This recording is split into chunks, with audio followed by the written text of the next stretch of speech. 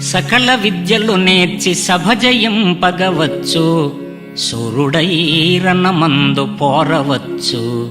రాజరాజై పుట్టి రాజ్యమేలగవచ్చు, హేమగోదానంబులియవచ్చు.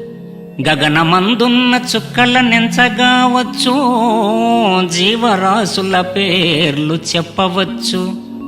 అష్టాంగ యోగము అభ్యసింపగవచ్చు, మేకరీతిగాకు మెసవవచ్చు.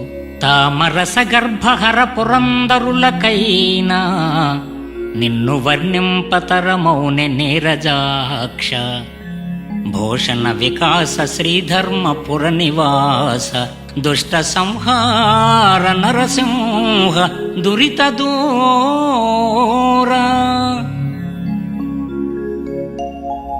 శివబ్రహ్మాది దేవతలకు సాధ్యం కానిది సభను జయించి